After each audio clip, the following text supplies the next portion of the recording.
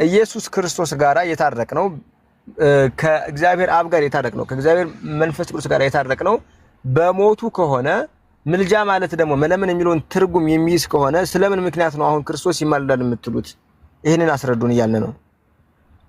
እሺ ስለዚህ ምንድነው አንደኛ ሙሉን አላነበቡልኝ ምክንያቱም የኢየሱስ ክርስቶስ ምልጃ እንደናንተ ምልጃ አይደለም የሚልም አለው ወደታች ሲወርዱና ያን በትክክል ማንበብ ያስፈልጋል። ሁለተኛ ደግሞ ምንድነው አለቃ ደስታ ኪዳኔ የጻፉት መዝገበ ቃላት አለ። ምናልባት እሱን አንብቦት ከሆነ አላቅም እሱን ማይቀበሉት ከሆነ አንድ ነገር ነው። ግን እዛ ጋር ምንድነው ምልጃን ያስቀመጠው ማስታረቅ በሚል ነገር ነው የተረጎሙትና ይሄኛው መጽሐፍ ደግሞ እስከ ታች ድረስ ያንብቡልኝስ አንብብልህ ይሄን እንዳው አንብብልህ እንደዛ እንዳይመስል እኛ መሰረታዊ ትርጉም ብቻ እንድንይዝ ነው እንጂ ክርስቶስ ኢየሱስ ይለምናል ተብሎ እንደማይነገርለት የሚያሳይ ነው። እንደውም በጣም አሪፍ እኮ ነው ለኛ እንደዚህ ይላል። በደንብ የሚነበብ ከሆነ እያያችሁ ሁላችሁም መሰረታዊ ትርጉሙ አንዱ ስለሌላው መለመን እነ ሙሴ በምድር ላይ ሳሉ ለእስራኤል ማለዱ ጸሎታቸው ተሰማ። የዘኍልቍ መጽሐፍ ምዕራፍ 19 ቁጥር 19 እስከ 20 ክርስቶስ ለደቀ መዛሙርቱ ለመነ። የሉቃስ ወንጌል ምዕራፍ 22 ቁጥር 32 ዕብራውያን መልእክት ምዕራፍ 5 ቁጥር 10 ምእመናን ለሌሎች እንዲለምኑ ታዘዋል። ፊልጵስዩስ ምዕራፍ 4 ቁጥር 6 አንደኛ ጢሞቴዎስ ምዕራፍ 2 ቁጥር 1 እስከ 2 ክርስቶስ ሊያማልድ ዘወትር በሕይወት ይኖራልና በደንብ አሁን ከዚህ በኋላ ደግሞ በደንብ በእርሱ ወደ እግዚአብሔር የሚመጡትን ፈጽሞ ሊያድናቸው ይችላል። በእርሱ ወደ እግዚአብሔር የሚመጡትን ፈጽሞ ሊያድናቸው የሚያድናቸው እሱ ራሱ ነው። የእርሱ ምልጃ ግን ምን አይደለም ይላል እንደ እኛ ልመና አይደለም። ከላይ ሲፈታው ምልጃ መለመን ነው አለ።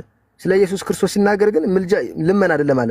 ምክንያቱስ አንድ ጊዜ ራሱን መስዋዕት አድርጎ በማቅረብ ለምእመናን ፍጹም ደህንነትን አስገኝቶላቸዋል። ለዘላለም ሕያው ሆኖ በሰማይና በምድር ስልጣን ሁሉ በመቀበል በአብ ቀኝ ተቀምጧል። የመጽሐፍ ቅዱስ ማስረጃዎችን ወይም ህዳጎችን ሲያስቀምጥ የሮሜ መልእክት ምዕራፍ 8 ቁጥር 34 ዕብራውያን መልእክት ምዕራፍ 7 ቁጥር 25 አንደኛ የዮሐንስ መልእክት ምዕራፍ 2 ቁጥር 1 ከዛ በኋላ ስለ መንፈስ ቅዱስ ደግሞ መንፈስ ቅዱስ ይማልዳል ተብሎ ስለተጻፈው ማብራራት ይጀምራል ማለት ነው። ስለዚህ አሁን በዚህ ሐሳብ ላይ ኢየሱስ ክርስቶስ ይለምናል ተብሎ አይነገርለትም። ምልጃ መለመን ስለሆነ ኢየሱስ ክርስቶስ ይለምናል ተብሎ አይነገርለትም። ምክንያቱም ሲያስረዳ ደግሞ ራሱን መስዋዕት አድርጎ ነው ለምእመናን ፍጹም ደህንነትን አስገኝቶላቸው ነው ብሎ እያነሳ ነው። ስለዚህ እናንተ ክርስቶስ ኢየሱስ ይማልዳል ወይስ ይለምናል ስትሉ ምን ልትሉ ፈልጋችሁ ነው? ትርጉሙ እንኳን ኢየሱስ ክርስቶስ ይማልዳል አይልም፣ ኢየሱስ ክርስቶስ ይለምናል አይልም ነው።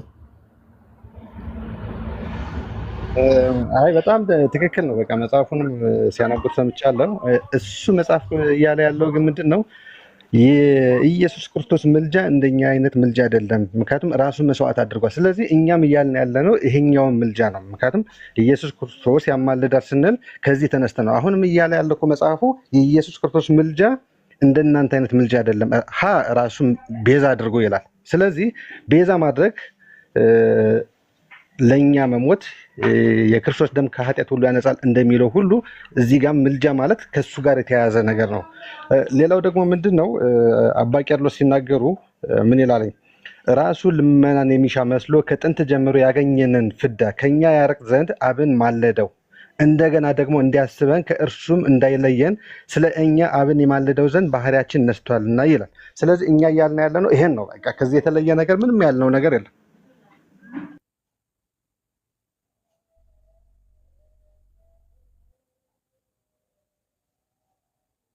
ይቅርታ ሚውት አድርጌያለሁ እንዴ። ክርስቶስ አሁን ይማልዳል? እሺ ክርስቶስ አሁን ይማልዳል ማለት ወይስ ይለምናል ብለህ ታምናለህ? ክርስቶስ አሁን የሚለምን አምላክ ነው? ይለምናል ብዬ አይደለም ማምነው እኔ።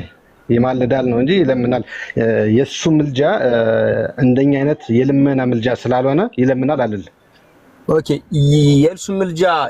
የእርሱ ምልጃ በሞት የሆነ ነው አይደለ? ትክክል። ስንት ጊዜ ነው የሞተው? አንዴ። መቼ? ያን በቀራንዮ ላይ።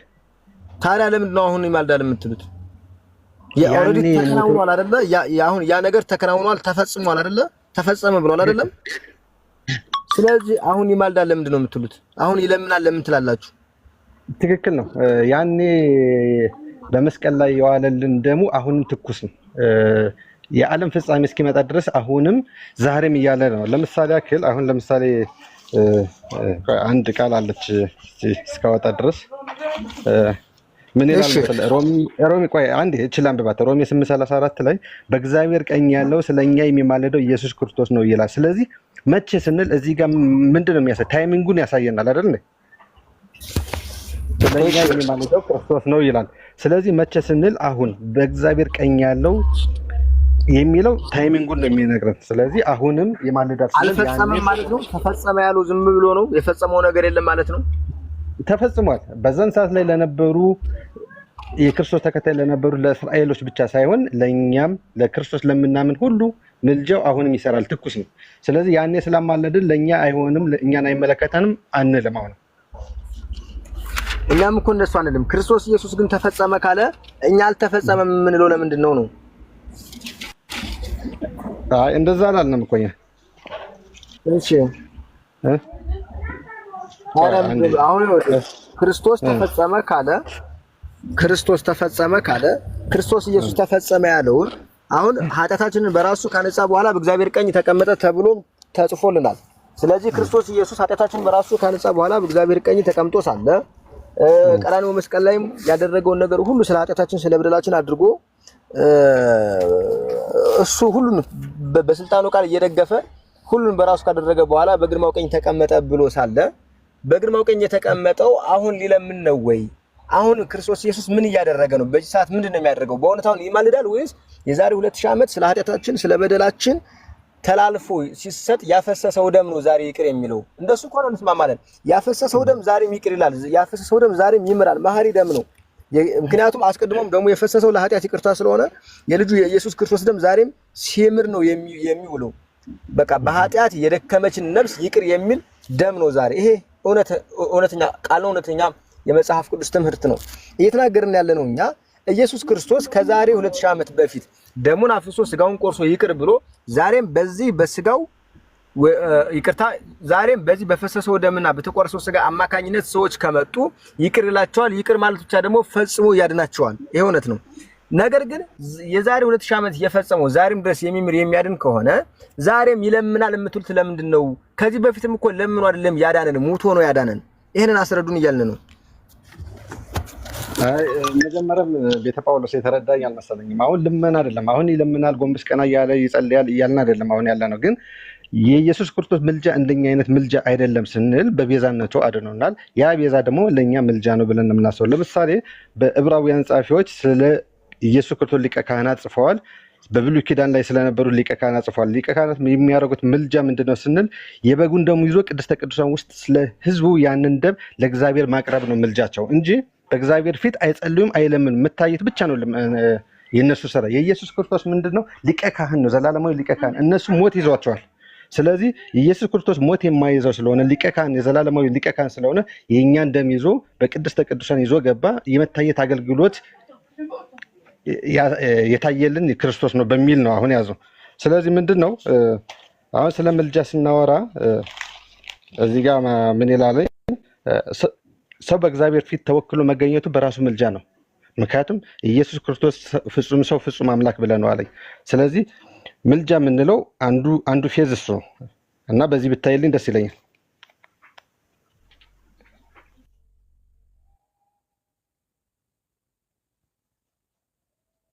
እሺ አሁን ክርስቶስ በሰውነቱ ይለምናል ጎንደሬው? አሁን እኮ ጥንታት ሐሳብ አነሳ። እኛ እየተናገርን ያለውን ግልጽ ላድርግልህ ለአንድ ጊዜና ለመጨረሻ ጊዜ። አሁንም በደሙ የኃጢአት ይቅርታ ይገኛል። በቃ የኢየሱስ ክርስቶስ ደም የኃጢአት ይቅርታን ይሰጣል። ሲጀመር የፈሰሰውም ለኃጢአት ይቅርታ ስለሆነ የልጁ የኢየሱስ ክርስቶስ ደም ከኃጢአቱ ያነጻል ተብሎ ተጽፏል። አሜን አሜን ብለን ተቀብለናል። ደሙም እያነጻ ይኖራል። ወደ እርሱ የሚወጡትን ፈጽሞ ያድናቸዋል። እውነት ነው። እየተናገርን ያለ ነው ክርስቶስ ይማልዳል ብለን ስንል ምልጃ የሚለው መሰረታዊ ትርጉሙ መለመንን የሚይዝ ስለሆነ ክርስቶስ ይለምናል እያልን ነው። ስለዚህ ክርስቶስ ይለምናል። አሁን ለምሳሌ ያስታርቃል ብለህ ከሆነ አሁን ለምሳሌ እውነት ነው፣ በሞቱ ከእርሱ ጋር ታርቀናል። መጽሐፍ ሲናገር በሞቱ ከታረቅን በሕይወቱ እንድናለን ይላል። እውነት ነው። በሞቱ ነው፣ በልመናው አይደለም የታረቅነው። መስዋዕቱ ነው፣ ደሙን አፍስሶ ነው፣ ለምኖ አይደለም፣ ዋጋ ከፍሎ ነው። አሁን እየተናገርንና እየተነጋገርን ያለ ነው በደንብ እንተረዳው ያክል ሁለት መልስ እየመለስክልኝ ስለሆነ ማለት ነው።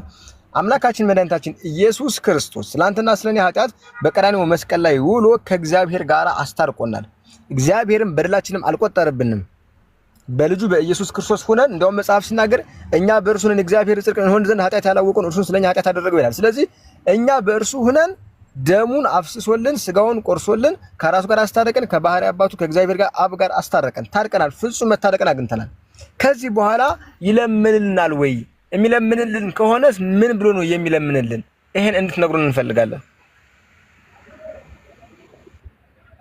እሺ ስለዚህ አሁን ምንድነው አሁን ስለምልጃ ስናወራ መጀመሪያም ቀደም መዝገበ ቃላቱን ባነበቡልን መሰረት የኢየሱስ ክርስቶስ ምልጃ እንደኛ አይነት ምልጃ አይደለም ብዬ አስቤያለሁ። በዛ መንገድ ነው። ሁለተኛ ደግሞ ምንድነው አንድ የማነሳት ነገር ምንድነው ስለ ዕብራውያን ጻፊዎች አሁንም የተናገራሉ የገዛ ደሙን ይዞ ገባ ነው የሚለው። ሌሎቹስ የበግ ደም ይዘው ነው የገቡልን። ሌሎች የራሳቸውን ኃጢአት ስርየት ይጠይቃሉ። እሱ ግን አልጠየቅም። ሌሎች ቆመዋል፣ እሱ ግን ጨርሶ ተቀምጧል። አንድ የሚዩት አድርግልኝ። ጨርሶ ተቀምጧል። ምልጃ ስንል ምንድነው? መገኘቱ ነው ምልጃው።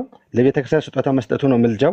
የኃጢአት ይቅርታ ማስገኘቱ ነው ምልጃው። የእሱ ምልጃ እንደ ሌሎቹ እናንተ እንደምትሉት እንደ ቅዱሳን አይነት ምልጃዎች አይደሉም። ምክንያቱም የቅዱሳን ምልጃ የኃጢአት ስርየት ሊያስገኝልን በፍጹም አይችልም። የክርስቶስ ምልጃ ግን የኃጢአት ይቅርታን ያስገኛል። ቆይ አሁን መጣን። የክርስቶስ የኃጢአት ይቅርታ የተገኘው በምልጃ ወይም በልመና ነው? በልመና ሳይሆን በምልጃ። ምልጃ ማለት እኮ ልመና ማለት ነው። እንደዛ ይልማ። እሺ ችግር የለውም። ቤተ ጳውሎስ አንተ ያመጣህልኝ መጽሐፉን እስኪ አንብበው። መዝገበ ቃላቱን አንብበው። ቆይ በቃ ችግር የለውም። እሺ የኃጢአት ይቅርታን ከመጽሐፍ ቅዱስ ክፈትና የኃጢአት ይቅርታን ያገኘነው በምልጃ መሆኑን የሚያሳይ የመጽሐፍ ቅዱስ ክፍል ንገረንና ከፍተን አንብበው። እስቲ ሮሜ ላይ ሲያንብብልኝ 8:34 የሞተው ይልቁንም ከሙታን የተነሳው በእግዚአብሔር ቀኝ ያለው ስለኛ የሚማልደው ክርስቶስ ኢየሱስ ነው ይላል። ጥያቄ ግን የኃጢአት ይቅርታን ያገኘነው በምልጃ መሆኑን የሚያሳይ የመጽሐፍ ቅዱስ ክፍል ነው። ስለኛ የሚማልደው የሚለው እስቲ እሱን ፍታልኝ። ምንድነው የሚለው እንዴ? እየጠየቁ ነው የሚጠይቀኛል። አሁን ይኸውልህ አንተ የመጽሐፍ ቅዱስ ክፍል ማስረጃ የምትሰጠን ስለኛ የሚማልደው የሚለውን አምተና እሱም እኮ ቅድም ስናወራው ነበር። በተለይ በመጽሐፍ ቅዱስ መዝገበ ቃል ላይ በአብ ቀኝ ስለመቀመጥ መሆኑን አስረግጦ አይተናል። አሁን የኃጢአት ይቅርታን ያገኘነው በምልጃ ነው የሚል ሐሳብ ስላነሳ እኔ ደግሞ የኃጢአት ይቅርታን ያገኘነው በሞቱ ነው ብዬ ስለማምን በቤዛነቱ ነው ብዬ ስለማምን አንተ የኃጢአት ይቅርታን ያገኘነው በምልጃ መሆኑን የሚያሳይ የመጽሐፍ ቅዱስ ክፍል እንድታሳየን ነው። እሱን ነው የምንፈልገው። አንተ ባልከው ልመና በሚል ነገር አይደለም እኔ ማሳየው። ምክንያቱም ዕብራውያን ሲናገር ምንድነው ሰው በእግዚአብሔር ፊት ተወክሎ መገኘቱ በራሱ ምልጃ ነው። ኢየሱስ ክርስቶስ አይለምንም። እሱን አሁንም አስረግጬ የምናገረው ነገር ነው። ስለዚህ እባክህ ወደ አብ ለምንልን ልንል አንችልም። ይህ ስለእናንተ የምለምን አይደለውም ብሏል። ስለዚህ ምንድነው ክርስቶስ የመታየት አገልግሎት ሰጥቶናል አይደል? በቃ ምልጃ ማለት ያ ነው።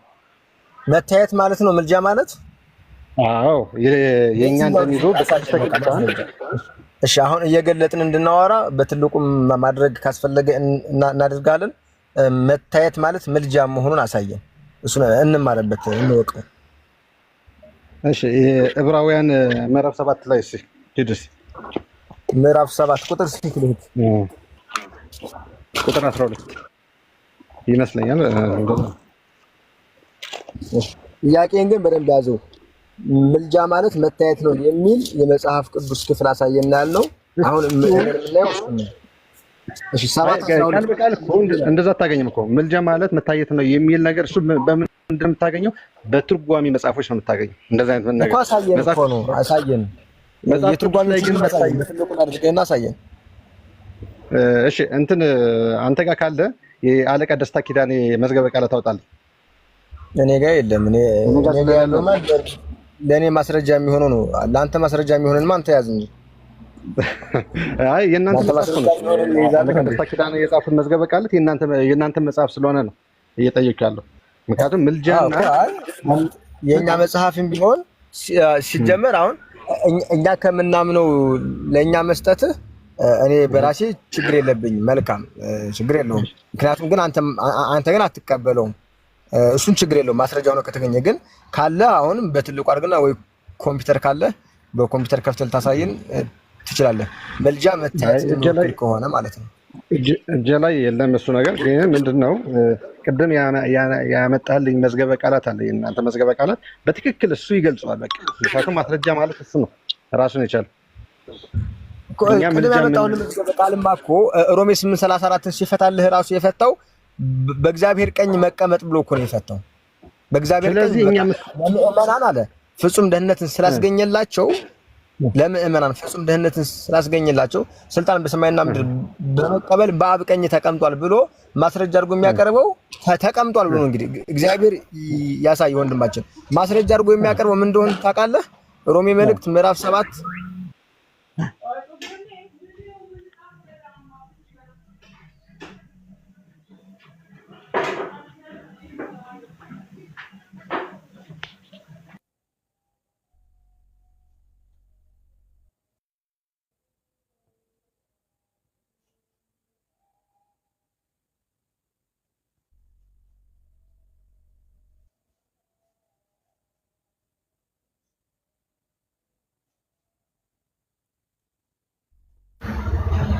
እሺ ይቅርታ በጣም ስልክ ገብቶብኝ ነበር። ተመልሻለሁ። ሰማለሁ። እሺ የሚሰማ ከሆነ እሺ የትርጉሙን ስላየ ነው። በትርጉሙ ላይ አሁን ይማልዳል ሳይሆን የሚለው አሁን ተቀምጧል ነው የሚለው አይደለ? ስላሁንነት የሚያስረዳ አይደለም። አሁን እንደተቀመጠ የሚያስረዳ እንጂ አሁን እንደሚለምን የሚያስረዳ አይደለም። ሮሜ 8:34ንም የመጽሐፍ ቅዱስ ክፍሉ እሱ ነው የሚፈታው። ስለዚህ አሁን አንተ የምታሳየን የኃጢአት ይቅርታን ያገኘነው በምልጃ መሆኑን ብታሳየን ደስ ይለን ነበር። እሱን አላሳየንም። አይ ምልጃ ማለት መታየት ነው ብለህን ነበር። ምልጃ ማለት መታየት መሆኑን አሳየን ብለህን ነበር። እሱንም አላሳየንም። አሁን ሊሆን የሚችለው የመጨረሻ አንተ ስትጸልይ አንድ የመጨረሻ ጥያቄን ጠይቅና ወደ ለሶች እንድናል። አንተ ስትጸልይ ኢየሱስ ክርስቶስ ምህረት እንዲያደርግልህ ነው የምትጸልየው ወይስ ኢየሱስ ክርስቶስ ምህረት እንዲያስደርግልህ ነው የምትጸልየው? ጌታ ሆይ ማረኝ ትላለህ ወይስ ጌታ ሆይ እባክህ ከባሪያ ባት ከእግዚአብሔር ምህረትን አስገኝልኝ ብለህ ነው የምትጸልየው? እንዴት ነው የምትጸልየው አንተ ስትጸልይ? እሺ ወደዚህኛው ጥያቄ ከመሄደ በፊት ማስረጃውን አንተ አምጥተህልኛል። ምክንያቱም ሮሜ 8:34 በእግዚአብሔር ፊት ተቀመጠ ነው የሚለው ብለኸኛል እና ተቀምጦ ጨርሷል ነው ያልከኝ። ስለዚህ በእግዚአብሔር ፊት መታየት መቀመጥ ማለት መታየት ነው። ስለዚህ አንዱም እሱ እንደ ማስረጃ መያዝ እችላለሁ፣ ምክንያቱም አንተን ያመጣልኝ ነው። ሁለተኛው ግን ስለ ኢየሱስ ክርስቶስ ስጸልይ ምህረት አርግልኝ ብዬ ነው የምጸልየው እንጂ እሱም ራሱ እኮ እግዚአብሔር ነው አይደል? እግዚአብሔር ወልድ ነው። ስለዚህ ራሱ መሐሪ ነው፣ ይቅር የሚል ሊቀ ካህን ነው። ስለዚህ ምህረት አርግልኝ ብዬ ጸልያለሁ። እሺ መቀመጥ ማለት መታየት ነው። ትክክል። መቆምስ?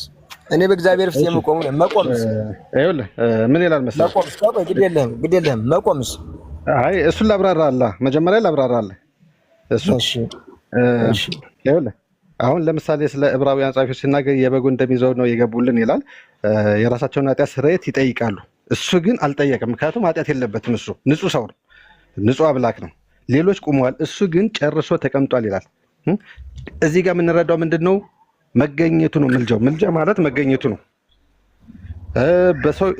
ሰው በእግዚአብሔር ፊት ተወክሎ መገኘቱ ነው። ብዙ ሰጠህ ትርጉም። ይኸውልህ መገኘቱ ነው፣ መቀመጡ ነው፣ መታየቱ ነው። ብዙ እየሰጠህ ነው ትርጉም። አንዱን እንጨርስ። ወደ አንተ ሀሳብ ልመጣልህ ነው። ወደ አንተ ሀሳብ ላይ ልምጣልህ አንዴ። ይቅርታ።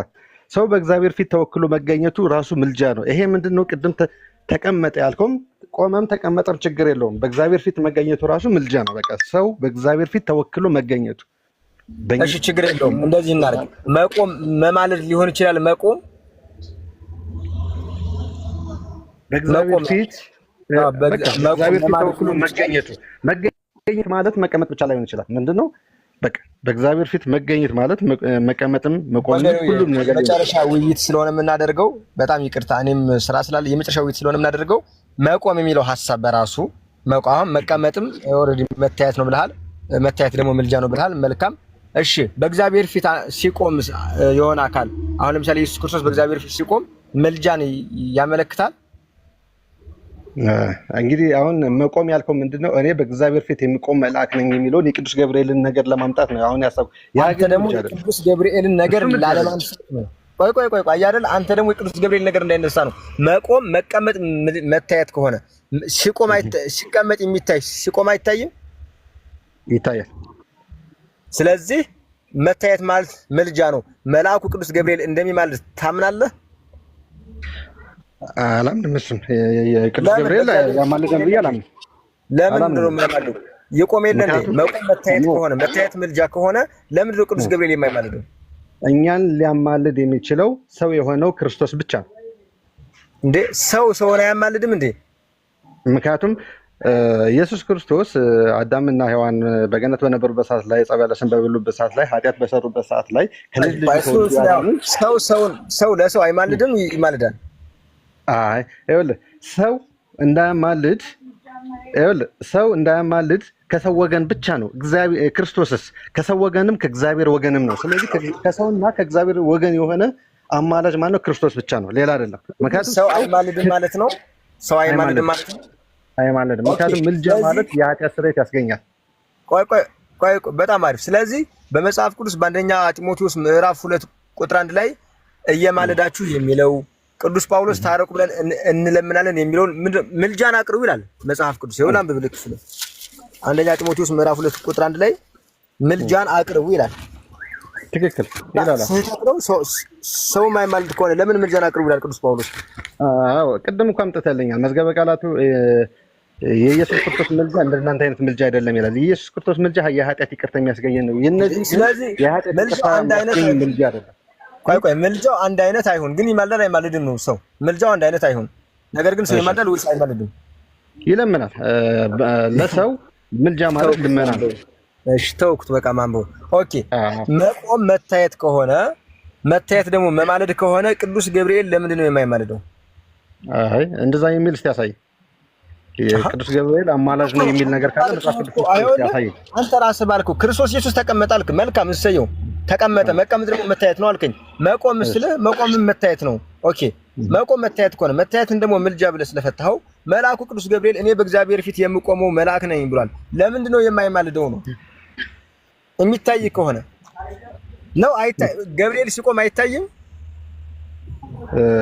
አይወለ ቅዱስ ገብርኤል እንዳያማልደን ከኛ ባህሪያችን የነሳ አይደለም። እሱ የኛን ባህሪያችን የነሳ ማን ነው? እሱን አንደኛ ልትመልስልኝ ይገባል። እኔ እየጠየኩት መልስልኝ ይገባል። እኮ ይኸውልህ አሁን አንተ በደንብ አድርገህ ስትመልስ ቅድም እኛም እንደ መጀመሪያ አንማልድም ብለህ ነበር።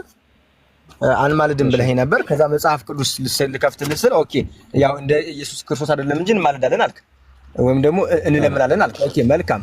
እንደዛ ከሆነ አሁን ባንተ ትርጉም ነው። በነገር ላይ በእኔ ትርጉም አልጠየቅኩም። መቆም ደግሞ ወይም ደግሞ መቆም መታየት ከሆነ መታየት ደግሞ መማለድ ከሆነ ክርስቶስ ኢየሱስ ማን ነው? ይቅርታ መልአኩ ቅዱስ ገብርኤል ይለምናል ወይም ሲማልዳል ወይስ አይማልድም ነው? ምንድነው የምታስረዳን ነው? ቅዱስ ገብርኤል ይማልዳል ብዬ አላስብም። ምክንያቱም አሁን እያወራን ያለ ስለ ምልጃ ስለ ክርስቶስ ምልጃ ነው እያወራን ያለ ነው እና ምን ይላል? ከጥንት ጀምሮ ያገኘንን ፍዳ ከኛ ያርቅ ዘንድ አብን ማለደው። ማን የማለደው? ክርስቶስ ነው። እንደገና ደግሞ እንዲያስበን ከእርሱም እንዳይለየን ስለ እኛ አብን ይማልደው ዘንድ ባህሪያችን ነስቷልና። ማን ነው የነሳው? ክርስቶስ ነው የነሳው። ስለዚህ ምልጃ የምንለው ይሄ ነው። ዛሬም ስለ እኛ በእግዚአብሔር ፊት ተገለጠ። ሰው ከመሆኑ በፊት ከእግዚአብሔር ፊት ለምን ተገለጠ? ከመላኩ ሲሆን አይደለ? ከመላኩ ሲሆን እንደዛ ብያላ ምን ማለት? ለማንኛውም ግን በአጭር አማርኛ የምልጃ ዋናው ነጥቡ ምንድነው ማለት? የምልጃ ድምር ውጤቱ ምንድነው? አንድ ሰው የሚማልደው ምን ለማድረግ ነው? ዋናው ዓላማው መጨረሻው ግቡ። ዋናው የምልጃ እንግዲህ ዋናው ዓላማ ምንድነው? በክርስቶስ ሲሆን የኃጢአት ስርየት ማስገኘት ነው። ምክንያቱም ደም ሳይፈስ ስርየት የለም ይላል። ስለዚህ በክርስቶስ ያመንን እኛ የክርስቶስ ደም ከኃጢአት ሁሉ ያነጻናል። የሰው ምልጃ ግን ኃጢአት ይቅር የሚያስብል አይደለም። ይቅር በል የሚል ነው። ይቅር ሊል የሚችለው ክርስቶስ ነው። ምክንያቱም ከኔ በቀር ወደ አብ የሚመጣ የለም ይላል። ስለዚህ በገብርኤልን በማርያምን በማንም ወደ እግዚአብሔር መቅረብ አንችልም። መቅረብ አንችልኛ በክርስቶስ ብቻ ነው። ጥያቄ ልጠይቅህና ችግር የለም አሁን ይኸውልህ እኔ ያልጠየኩን የመለስክ ስለሆነ የኃጢአት ይቅርታን ማስገኘት ነው መማለድ ብለሃል። መልካም። የኃጢአት ይቅርታን ማስገኘት ከሆነ መማለድ በደንብ አድርገህ ስማኝ። የኃጢአት ይቅርታን ያገኘ ሰው ይድናል አይድንም? ይድናል። ኦኬ። የሚድን ሰው የሚረዳ ምን አይነት ሰው ነው? አሁን ለምሳሌ አንድ የሚድን ሰው የሚረዳ አለ አይደለ? ምን አይነት ሰው ነው የሚረዳው? ለመዳን የሚረዳ ሰው የሚማልድልህ ነው የሚባለው? ምንድን ነው የሚባለው? እንዴት አልገባኝም። ለምሳሌ ሰዎች እንደሚማልዱ ቅድም አምነህልኛል። ቅዱስ ጳውሎስ በአንደኛ ቆሮንቶስ ምዕራፍ 5 ላይ ስለ አንድ ሰው ሲናገር ነፍሱ እንድትድን እያለ ይናገራል አይደለ? እንዲጸልዩለት ለሰይጣን ማህበርን አሳልፈው እንደሰጠው ይናገራል። አሁን አንድ ሰው ለመዳን የምትረዳው በምንድን ነው? አንተ አንድ ሰው እንዲድንልህ ለምሳሌ ወንጌል ትመሰክርለታለህ። አንድ ሌላስ ምንድን ነው የምታደርግለት? ወንጌል ዋናው ዓላማው ወንጌል የክርስቶስን ወንጌል መስበክ ነው። ምክንያቱም ስለ ክርስቶስ ማወቅ አለበት። ያ ሰው ክርስቶስን አምኖ ሲያምን ነው የሚድነው። በቃ ምክንያቱም በክርስቶስ ያምን ዘላለም ሕይወት አለ። በጸሎት አትረዳውም፣ በልመና አትረዳውም። እግዚአብሔር የልቦናውን እንዲከፍት አልጸልይለትም። እጸልያለሁ። አሁንም ቢሆን እኮ ለሀገር ትጸልያለህ፣ ለቤተሰብ ትጸልያለህ፣ ለልጆች ትጸልያለህ፣ ለሁሉም ይጸልያለሁ። እሱን አይደለም አሁን ፖይንት ኢየሱስ ስላልሆነ ችግር የለውም። ስለዚህ ወንጌል ትመሰክርለታለህ። ወንጌል መስክረህ ደግሞ ዝም አትለውም።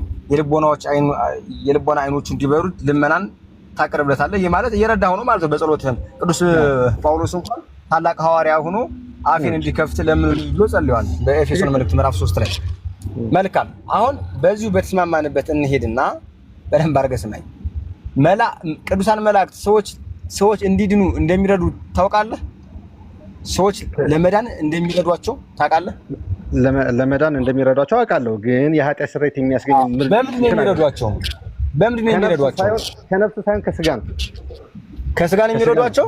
አዎ፣ ምክንያቱም የእግዚአብሔር መላእክት ናቸው። እግዚአብሔር ሲልካቸው ነው። አንዴ መጽሐፉን አንብብልኝ። የዕብራውያን መልእክት ምዕራፍ 1 ቁጥር 13 እና 14 አንብብልኝ። የመጨረሻውን ክፍል በስጋ ነው ብለሃል። ክፍሉ ስለምን እንደሚያወራ እናያለን። እሺ ዕብራውያን ያልከኝ? አዎ የዕብራውያን መልእክት ብርሃነ ዓለም ቅዱስ ጳውሎስ በዕብራውያን መልእክት ምዕራፍ 1 ቁጥር 13 እና 14 ላይ እንዲህ የሚል ድንቅ ቃል አለ። አንብበው። እሺ ቆይ እያወጣሁ ነው። አንዴ ታገሰኝ።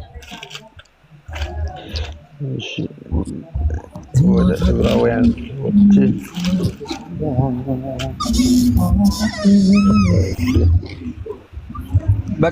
በቃሌ ልንገር፣ ምናልባት እያነበብኩ ቢገርም ብዬ እኮ ነው። ችግር የለውም ንገረኝ። ሁሉን መዳንን ይወርሱ ዘንድ ይላል። ሁሉም እኔ መኪና እየነዳሁ ነው የማወራ፣ አንተ መጽሐፉን ተከታተለኝ። ሁሉም መዳንን ይወርሱ ዘንድ የሚያግዙ መናፍስት አይደሉም? ስለ መላእክት ይላል። ከላይ አንተ ቁጥሩን አንብቦ ከላይ ጀምረህ ስለ መላእክት ግን ብሎ ሁሉን መዳንን ይወርሱ ዘንድ የሚያግዙ መናፍስት አይደሉም ይላል። መላእክት ሁሉን መዳንን ይወርሳሉ። ይሄ ሁሉን መዳን ተብሎ የተጻፈው ለስጋ ነው ወይስ ለነፍስ ነው?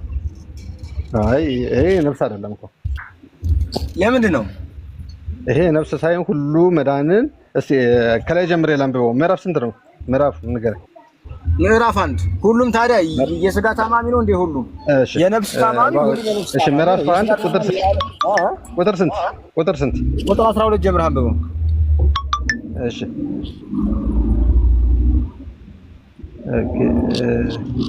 ቁጥር 12 እንደ መጎናጸፊያ ምዕራፍ 1 ያልከኝ የለም እኮ እዚህ ጋር። ኧረ አለ። ቁጥር 12 ጀምረህ አንብበው። ምዕራፍ 1 ዕብራውያን ምን መጽሐፍ ነው የከፈትከው? ዕብራውያን ወደ ዕብራውያን ሰዎች ምዕራፍ 1 ከታች አስቀምጥ። ቁጥር 12 ኦኬ 12 13 አንብበው።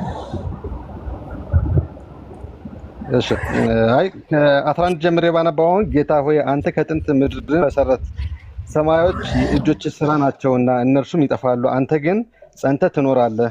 ይሄም ያወራው ስለ ክርስቶስ ነው እያወራ ያለ። ሁሉም እንደ ልብስ ያረጃሉ፣ እንደ መጎናጸፊያም ትጠቀልላቸዋለህ፣ ይለወጡማል። አንተ ግን አንተ ነህ፣ ዓመቶች ከቶ አያልቁም ይላል። ነገር ግን ከመላእክት ጠላቶች የእግርህ መርገጫ እስካደርግልህ ድረስ በቀኝ ተቀምጠህ ከቶ ለማን ብሏል? የታል? ኦኬ ሁሉ መዳንን ይወርሱ ዘንድ ስላላቸው ለማገዝ ነው እንጂ ዋና ሐሳብ አይደለም ይሄ። ምክንያቱም ያግዛሉ። ከመናፍስት ይጠብቁናል። አዎ ትክክል።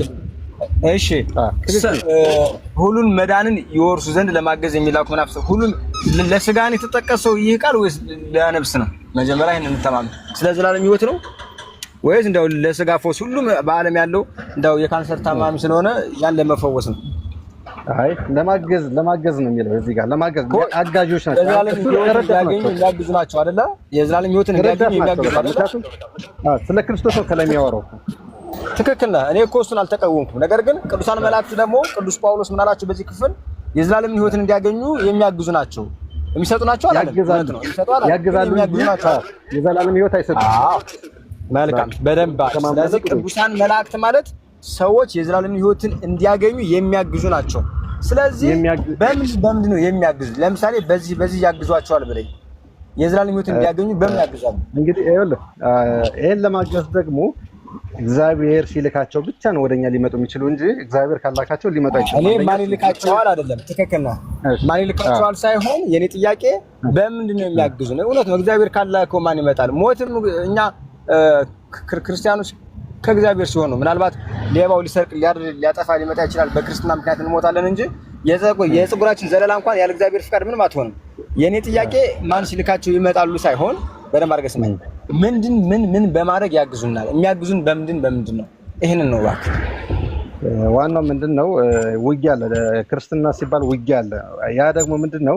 እኛን ሊያግዙ ሲመጡ የሚያግዙን በክርስቶስ ያመኑ ሰዎችን ነው እንጂ ሌሎችን አይደለም። በክርስቶስ ያመኑ ሰዎችን ይመጣሉ። መናፍስት አለ፣ ብዙ ውጊያዎች አሉ በእምነት ደረጃ። ስለዚህ ከዛ አንጻር ነው እንጂ የተናገረው ሌላ ምንም የተለየ ነገር የለውም። እዚህ ጋር ምንም ብዙም ያየሁበት ነገር የለም። እሺ በቃ አመሰግናለሁ። ቤተናታን የሚቀጥሉ ሰላም ሁኑልኝ። ቤተ ጳውሎስ አንዴ ሳይወጡ ጎንደሬው ለስጋ ነው የሚያግዙት መላእክት?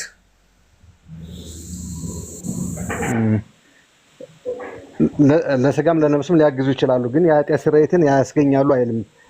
የዘላለም ሕይወትን ያወርሳሉ አይልም። የዘላለም ሕይወት ሊሰጠን የሚችለው አንድ ክርስቶስ ብቻ ነው ያለ አለ። እዚህ ውስጥ አሁን ጎንደሬው ከቤተ ጳውሎስ ጋር ሲነጋገሩ እንዲህ አይነት ቃል ወጥቷቸዋል? አልወጣቸውም። ትክክል። በጣም ጥሩ። አንድ ጥያቄ ልጠይቆት። አንቱ ድህነት ይነጠቃል? ድህነት ይነጠቃል? እንግዲህ ድህነት ይነጠቃል ሳይሆን ምንድነው አንድ የዳነ ሰው የጽድቅ ስራ የሚያጸድቅ፣ በነገራችን ላይ የሚያጸድቅ ስራ የለም። የሚያጸድቅ ክርስቶስ ብቻ ነው። የጽድቅ ስራ ነው። የጽድቅ ስራ መስራት አስፈላጊ ነው። የጽድቅ ስራ ማሰራ ከሆነ በመጀመሪያም አላመንክም። ስለዚህ ትወገዳለህ። ልክ ድህነት ይነጠቃል። አንቱ ቆይ ቃል በቃል ይመልሱልኝ። ይነጠቃል ወይ አይነጠቅም በሉኝ። ድህነት ይነጠቃል? ትክክል። ይነጠቃል ድህነት ወይስ አይነጠቅም? ይነጠቃል። ታዲያ ስራ ያስፈለገው ድህነት ከተነጠቀ ለመመለስ ነው አይደለም? አይ ስራ እኮ አሁን ትልቁ ጥያቄ እዚህ ጋር ነው። ስራ ማለት ምን ማለት ነው? ስራ ማለት ይኸውልዎት ድህነት የሚነጠቅ ከሆነ ስራ ያስፈልጋል ካሉኝ የተነጠቀውን ለማስመለስ ነው። መቼም የተነጠቀውን በዛው ለማጽናት አይደለም አይደለ? ያለበለዚያ ድህነት አይነጠቅም ብለን እንነጋገር። አንድ ሰው መልካም ስራ ሰራም አልሰራም ድህነቱ ይነጠቃል አይነጠቅም? ባይሰራ አሁን መልካም ስራ ምን ሰራው መቼ ነው? በክርስቶስ እንሆን ክርስቶስ ያገዘና ከክርስቶስ ውጭ ከሆነ መልካም ስራ መስራት አንችልም እኮ አይደለም። ቆይ ለምን መሰሎት አንድ ሰው መልካም ስራ የሚሰራው አሁን ለምሳሌ ካመነ በኋላ መልካም ስራ የሚሰራው ክርስቲያን ስለሆነ መልካም ስራ ከሱ ስለሚጠበቅ ነው ወይንስ ድህነቱን ስለሚያጸናለት ነው? እንግዲህ ምንድነው ያመነ ሰው መልካም ስራ ይሰራል። የጸደቀ ሰው ስራ ይሰራል አይደለም። ቆይ እሱን ተውት። አሁን እንደሚሰሉት ቆይ ጎንደሬው ዶክተር አሁን ሐኪም ያክማል፣ ስራው ነው። እሺ ስራው ነው፣ ማከም ስራው ነው። ትክክል። አሁን ያመነ ሰው መልካም ስራ ይሰራል፣ ግብር ነው የሚያጠይቀው እንጂ አሁን ስለሰራክ ፍጹም ነህ ስላልሰራ እንደዚህ ነው ለመኮነን አይደለም። ግን መገለጫው ነው፣ የእምነቱ መገለጫ ስለሆነ ነው። አሁን የኔ ጥያቄ አንድ ሰው አመነ በክርስቶስ ብዬ ላስብ፣ መልካም ስራ ባይሰራ ድኗል ወይንስ አልዳነም? አልዳነም። መልካም ስራ ካልሰራ አልዳነም ማለት መልካም ስራ አልሰራም ማለት እስከ መጨረሻው የሚጸና ይድናል ይላል። ስለዚህ የህይወት ፍጻሜ መልካም ስራ ሳይሰራ ቆይ ተው አንቱ ተው። አንድ ሰው ለምሳሌ እኔ ያልኩት መልካም ስራ ካልሰራ ይድናል አይድንም ስሎት አይድንም ብለውኛል አይደለ? ያ ማለት ከግለሰቡ መልካም ስራ ጋር የተያያዘ ነው የክርስቶስ ድህነት የሚል እኮ ድምዳሜ ይሰጠናል። እንደዛ አይደለም። ታዲያ እንዴት ተረድተውት ነው? ስራን አሁን ለምሳሌ ካልሰራ ይነጠቃል ካሉ ከሰራ አይነጠቅም እኮ ነው አይደለ እንዴ? አማርኛው እንኳን አንቶ እምነት መልካም ስራን የመታዘዝ አገልግሎትን ይሰጠናል እምነት ራሱ።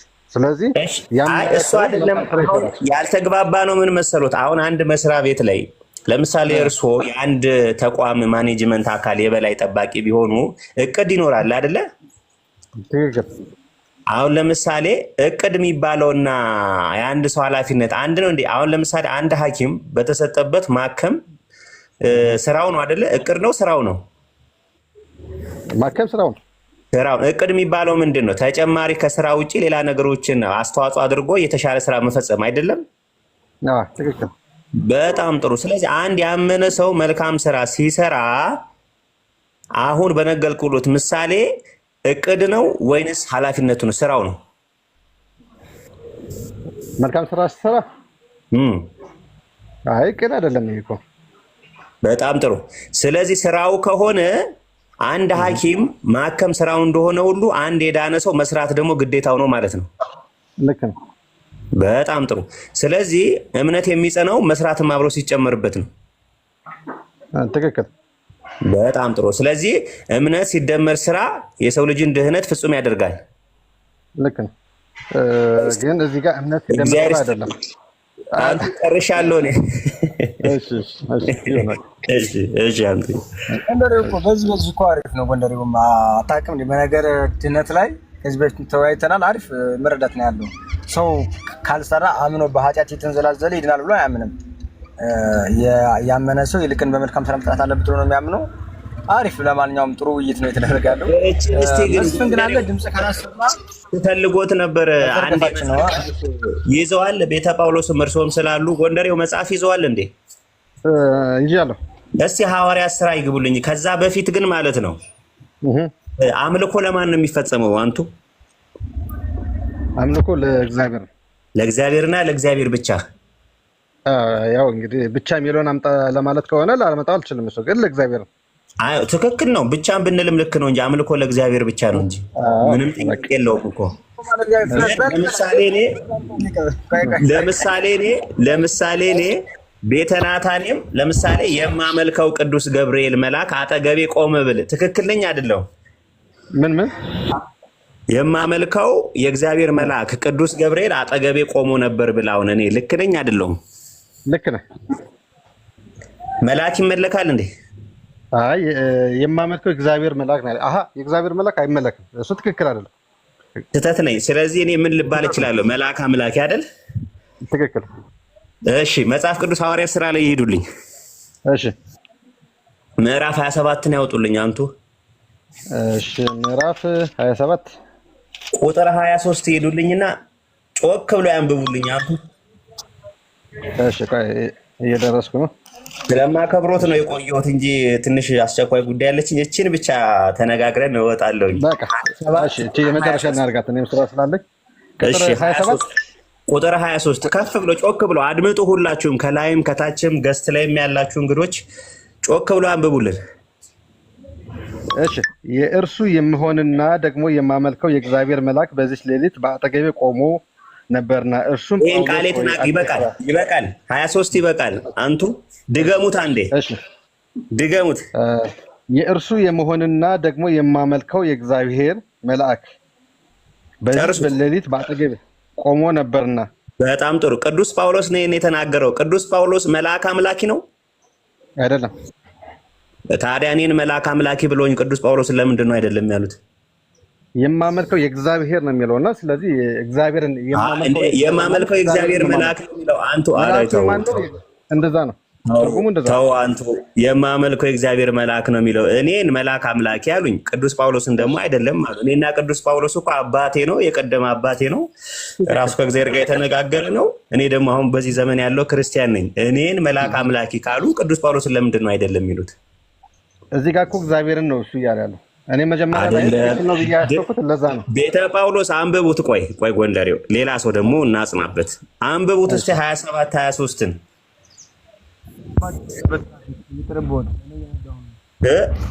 እቀጣባቸዋለሁ በትራፊክ መሀል መገናኛ ገብቻለሁ። ይቅርብኝ። እሺ የማመልከው የእግዚአብሔር መልአክ ነው የሚለው ጎንደሬው። ለማንኛውም እኔን ግን መልአክ አምላኪ ብለው ቅዱስ ጳውሎስን አይደለም ሲሉ ቅዱስ ጳውሎስን ወደው እኔን እየጠሉኝ ነው፣ እያራቁኝ ነው። እኔ ግን እወዶታለሁ። እሺ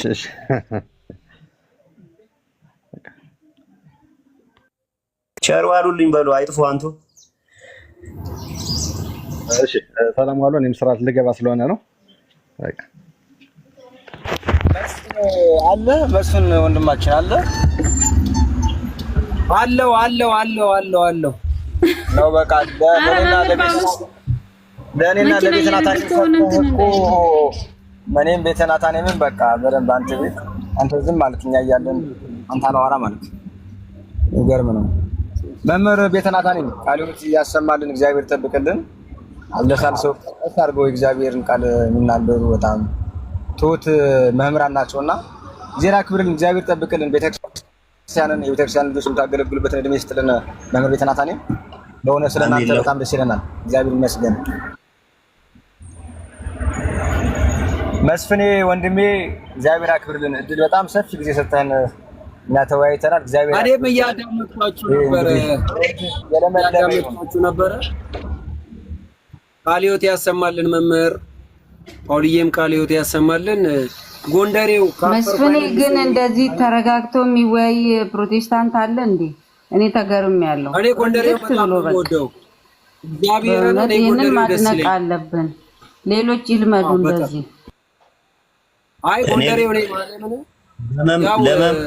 ለመምህራኖች ስለሚገባ እንጂ ውሃ አታቀርቡም እንዴ ለመምህራኖች?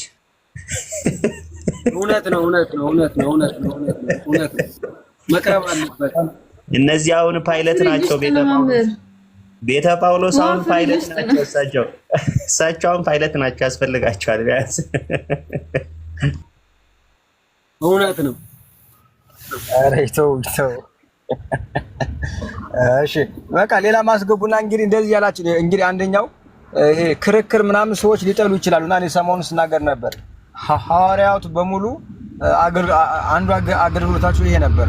ከሌሎች ጣዖት አምላኪዎች ጋር ቀኑን ሙሉ እየተከራከሩ አሪዮስፋጎስ የሚባል አንድ ቦታ ነበር። አንቱ ያስታውሳሉ መምህር ቤተ ናታንም ቅዱስ ጳውሎስ በጣም በተደጋጋሚ ጊዜ የዚህ ዓለም ፍልስፍና ካጠቃቸው ሰዎች ጋራ የሚከራከርበት ነበር እና በጣም ብዙ ጊዜ ነበር አሪዮስፋጎስ በተባለ ቦታ ላይ የጌታችን የእናታችን የኢየሱስ ክርስቶስን ያው አዳኝነቱንና መሲህነቱን ስላላመኑ በዛ ቦታ ላይ በጣም ውይይት ይደረግ ነበር፣ ክርክር ይደረግ ነበር።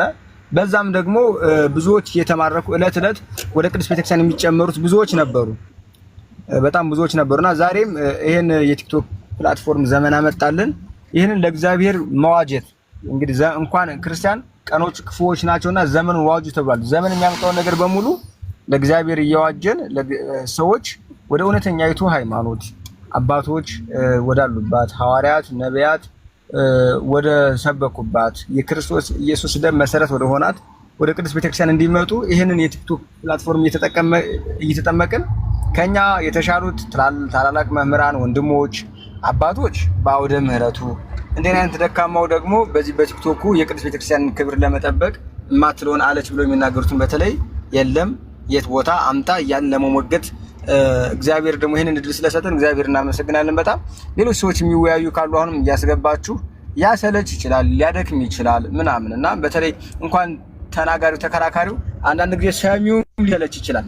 ምንድነው አልበዛም ክርክር ሁሉ ሊል ይችላል ሰሚው በመስማቱ ብቻ።